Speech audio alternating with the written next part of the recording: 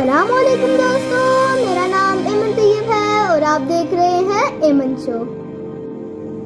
दोस्तों, आज मैं आपको ईद उल अज़हा की कुर्बानी की एक सबक आमोज़ कहानी मुख्तसर अंदाज में बताने जा रही हूँ। हज़रत इब्राहीम अलैहिस्सलाम अल्लाह के बहुत प्यारे नबी थे। अल्लाह ने उनका ईमान आजमाने के लिए उन्हें ख्वाब में हुक्म दिया कि अपनी सबसे महबूब चीज अल्लाह की राह में कुर्बान करें। उनके लिए सबसे अजीज उनके बेटे हजरत इस्माइल अलैहिस्सलाम थे।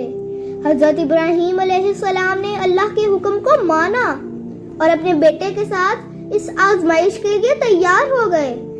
हजरत इस्माइल अलैहिस्सलाम ने भी पूरे ईमान के साथ कहा कि अगर ये अल्लाह का हुक्म है तो वो खुशी से तैयार हैं। जब हजरत इब्राहीम अलैहिस्सलाम ने कुर्बानी करने की कोशिश की तो अल्लाह के हुक्म से हजरत इस्माइल अलैहिस्सलाम की जगह एक दुम्बा आ गया और वो महफूज रहे। इसी तरह अल्लाह ने उनका इम्तिहान पूरा कर लिया। ये वाकया हमें सिखाता है कि असल कुर्बानी सिर्फ जानवर की नहीं बल्कि अपनी ख्वाहिशात को अल्लाह के हुक्म के मुताबिक कुर्बान करने का हुक्म है।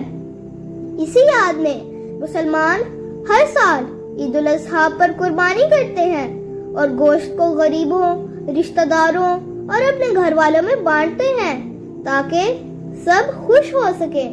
तो ये थी दोस्तों आज की मेरी वीडियो। उम्मीद करती हूँ कि आपको अच्छी लगी होगी।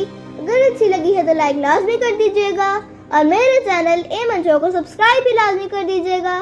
मिलेंगे इंशाल्लाह नेक्स्ट वीडियो में। टिल देन टेक केयर, अल्लाह हाफिज।